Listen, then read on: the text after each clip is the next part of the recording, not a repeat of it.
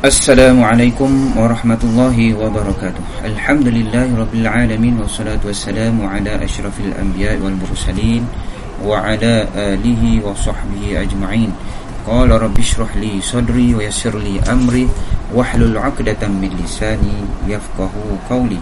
Qala Allah ta'ala fil kitabil Qur'an fi kitabil aziz. A'udzu billahi minasyaitonir rajim. Bismillahirrahmanirrahim. Ya ayyuhalladzina amanu kutiba 'alaikumusiyam kama kutiba 'alal ladzina min qablikum la'allakum tattaqun. Amma ba'd. Alhamdulillah, kita panjatkan kesyukuran kepada Allah Subhanahu wa taala diberi kesempatan untuk sama-sama mendengar sedikit peringatan daripada Allah Subhanahu wa taala. Allah Subhanahu wa taala berfirman dalam surah Al-Baqarah ayat 195 yang maksud orang beriman difardukan kepada kamu berpuasa sebagaimana Muhammad terdahulu berpuasa, la'allakum tattaqun, semoga kamu bertakwa kepada Allah Subhanahu wa taala. Jadi alhamdulillah, syukur kita kepada Allah Subhanahu wa taala dengan kesempatan ini kita dapat sama-sama ketemu bulan Ramadan yang penuh berkat ini. Okey, antara matlamat Ramadan itu sendiri untuk menaikkan kita sebagai orang yang bertakwa. Ustaz, para muslim-muslimat yang dirahmati Allah sekalian, apa erti puasa kalau tidak adanya nilaian takwa yang kita peroleh? Seperti handset yang kita guna setiap hari ini tu, Ustaz sekalian.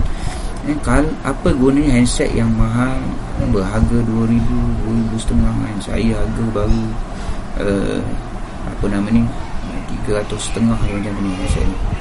Apa gunanya handset murah macam ni ataupun handset yang paling mahal, iPhone 11 contohnya, sekiranya tidak ada coverage.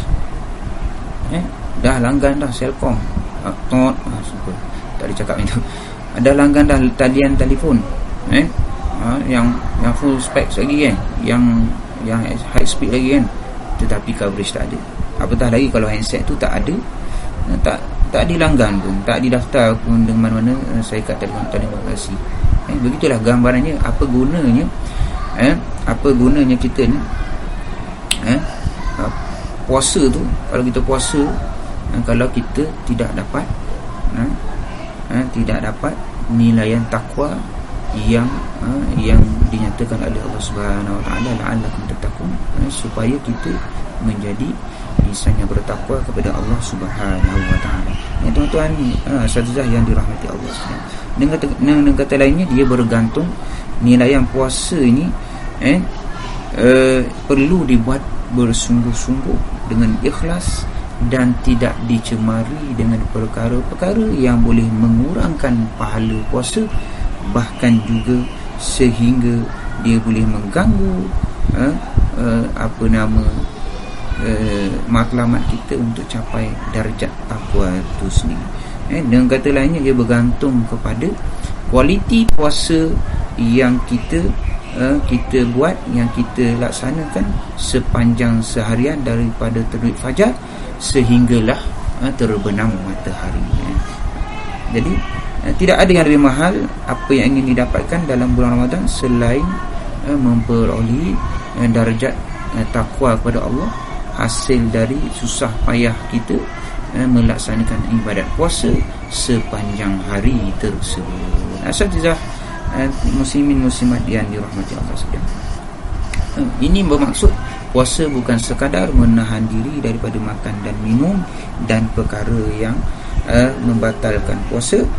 Sekiranya kalau kita buat perkara yang melalaikan, kita tak jaga panca indera kita, mata kita tengok lagi movie, tengok lagi handset, Facebook, TikTok dan sebagainya. Sekarang ni TikTok lah, tidak dijaga mata kita, telinga kita, dengar lagi lagu-lagu yang melalaikan, dan juga mulut kita tidak dijaga, bersembang lagi membawang, menserai lah dan sebagainya. Bagaimana kita nak bagaimana Allah nak bagi kita darjat takwa itu daripada nilai yang puasa yang kita laksanakan. Ini yang seharusnya kita faham, bagaimana hala tuju puasa kita tu nak capai darjat takwa itu sendiri. Asatizah yang dirahmati Allah sekalian, kita tengok pada diri kita, kita tengok pada diri kita, bagaimana kehidupan kita hari ini terdedah dengan perkara-perkara yang boleh membawa kita tergelincir, ataupun ada tak perkara-perkara yang kita buat hari ini melibatkan perkara yang syubhah, dan paling teruk ialah perkara yang haram. Kenapa? Kerana perkara-perkara ni, perkara-perkara yang dibuat ini dinilai bagaimana takwa yang ada pada diri kita ini boleh menjadi perisai untuk kita nak buat atau tidak. Kan? Hari ni sahaja yang dirahmati Allah, saya bagi contoh. Ini takut sangat, minta maaf bagi mereka yang terlibat, terutama sekali dalam perkara nampak macam halal tapi syubhah. Sekarang ni duk tengah lah 2-3 minggu sebelum puasa lah, duk tengah hot lagi dekat FB menceritakan satu MLM yang halal tetapi sebenarnya di belakangnya syubhah. Minta maaf terpaksa saya sebut di sini, kerisauan yang besar juga dalam diri saya nak sebut kat sana. Minta maaf mana-mana yang saya terlibat, iaitu MLM Atomy. MLM Atomy sila rujuk asatizah sekalian, yang melibatkan unsur-unsur syubhah, di mana pemilik Atomy ada terlibat secara langsung dengan gerakan misioneri. Allahu Akbar. Kita maknanya kita keuntungan yang diperoleh daripada apa yang kita buat tu, memanglah kita kata MLM dia mematuhi syariat dan sebagainya, tetapi syarikat tu sendiri yang terlibat secara bukan secara sembunyi, secara terang-terang, dan dia tunjukkan video dia pergi hantar sumbangan dan sebagainya kepada Kristian. Walaupun kita kata tak ada orang yang melibatkan orang masuk Kristian daripada kalangan orang Islam dan sebagainya, tapi sebenarnya kita membantu menguatkan agama mereka daripada bisnes yang kita support kepada mereka. Jadi mohon sangat buat pengkajian balik untuk terlibat dengan MLM Atomy.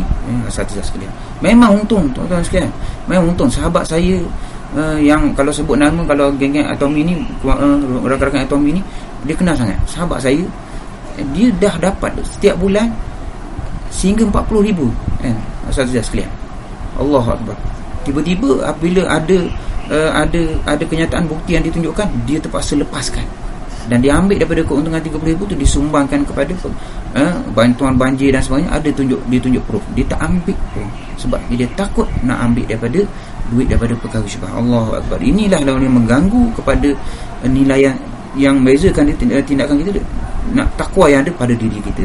Asal-asal yang dirahmati Allah sekalian. Jadi takwalah yang akan menyebabkan seorang mukmin merasakan dosa itu walaupun sekecil mana pun, bagai gunung yang menghempapnya. Jadi ini yang boleh kita jadi benteng pada kita. Bagaimana kita perlu janakan puasa pada kali ini, asal-asal sekalian, untuk meningkatkan takwa kita supaya menjadi benteng, dan akhirnya setiap dosa yang kita nak buat tu, sekecil mana pun, kalau kita rasa nampak seolah macam takut dihempat gunung ke atas diri kita. Firman Allah Subhanahu wa taala, "Wa may yattaqillaha yaj'al lahu makhraja wa yarzuqhu min haitsu la yahtasib." Maksudnya, dan barang siapa bertakwa kepada Allah, dia akan menjadikan baginya jalan keluar dan memberikannya rezeki dari arah yang tidak disangka-sangka.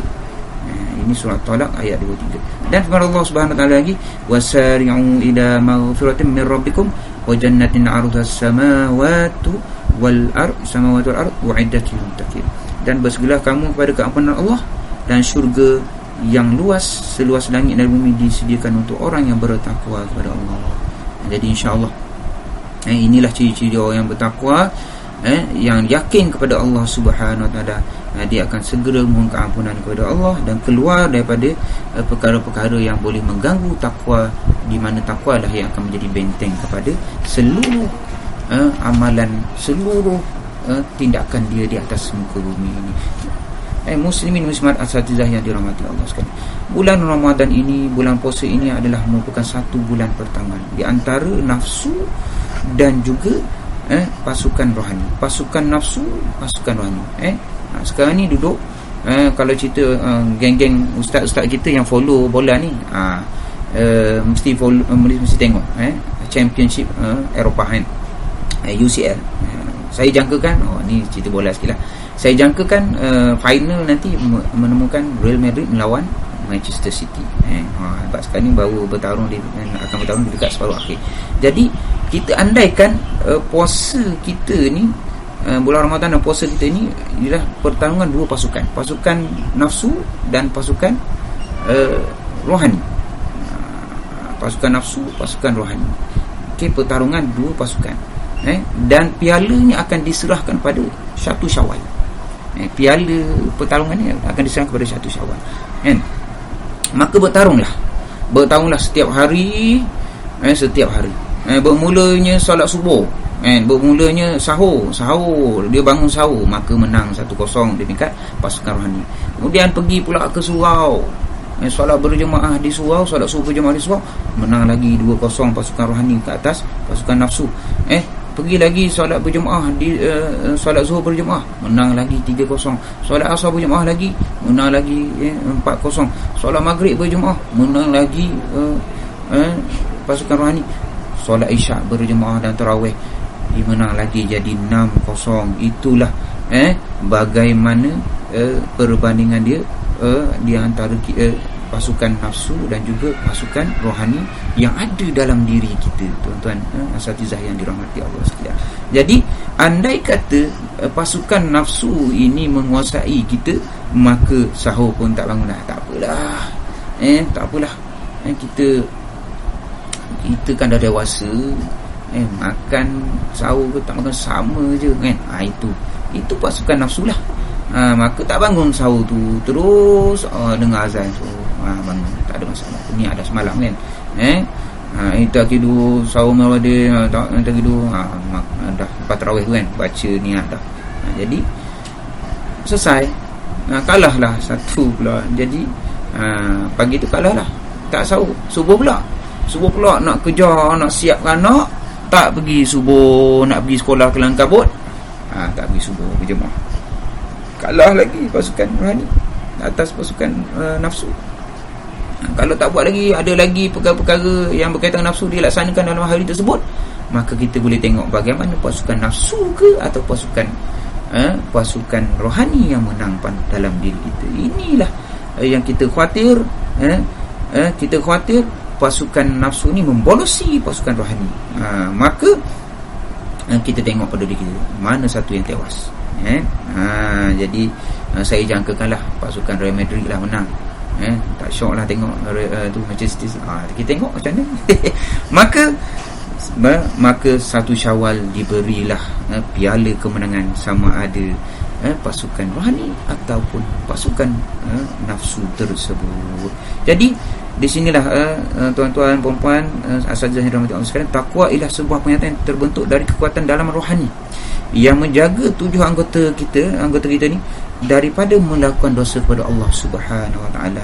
Lidah kita, perut kita, mata kita, kaki kita, hati kita dan kemaluan kita. Sepanjang sebulan ni kita melatih kita untuk membentuk takwa kepada Allah Subhanahu Wa Taala, di samping keistimewaan subsidi dan sebagainya diberi kepada kita semua kan. Macam pasukan bola sepak tu tadi tu, diberi gaji yang tinggi kan. Diberi gaji yang tinggi. Karim Benzema diberi gaji seminggu 1 juta. RM seminggu 1 juta. Kita gaji kita berapa? Satu sekali dia main bola seminggu 1 juta. Karim Benzema Karim Benzema ni sebab, saya ingatlah sebab dia orang Islam main dengan Real Madrid, gaji besar. Coach lagi Zinedine Zidane orang Islam juga kan, jadi coach Real Madrid kan. Gaji besar. Dia lagi dilatih di padang yang cantik, yang mahal. Kemudahan pun yang ada, kemudahan cek rawatan apa sekolah semua tu dah.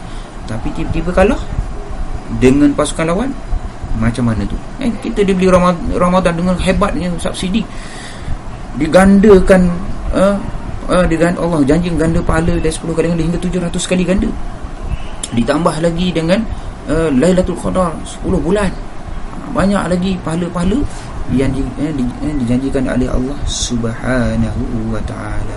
Jadi kalau kita kalah dengan pasukan nafsu, alangkah ruginya kita.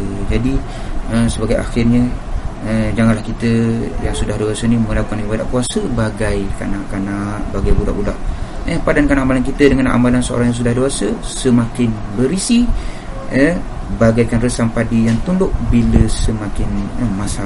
Marilah kita sama mengorak langkah bersungguh-sungguh agar dapat mengukuhkan pasukan takwa bagi mengalahkan pasukan nafsu, agar dapat menjulang piala takwa pada bulan 1 Syawal nanti. Malah kita pada orang lain dapat menjulang piala, tapi kita kalah dengan pulang dengan tangan kosong. Jadi saya menjumpa pada diri saya dan juga tuan-tuan, puan-puan, saudara sekalian, agar kita sama-sama mengejar takwa, dan insya-Allah kita akan teruskan amal ibadat yang kita buat dengan sungguh-sungguh di bulan Ramadan ini di bulan yang berikutnya insya-Allah, dan seterusnya sentiasa menjulang piala takwa yang kita dapat di 1 Syawal di bulan-bulan yang lain. Seterusnya 1 tahun kita amalkan yang kita buat ni, kita amalkan, kita praktikkan amal ibadat kita yang dibuat sungguh sepanjang bulan ini insya-Allah. Moga kita dapat tingkatkan ikhlas kepada Allah SWT dan juga tingkatkan amal ibadat sesuai yang dituntut oleh syarak, dan kita tambahkan ilmu supaya amal ibadat kita selari dengan syarak insya-Allah. Sekian yang baik itu daripada Allah SWT, yang lemah itu pada diri saya sendiri, semuanya hakikatnya ada daripada Allah SWT. Sekian, astagfirullahalazim, assalamualaikum warahmatullahi wabarakatuh.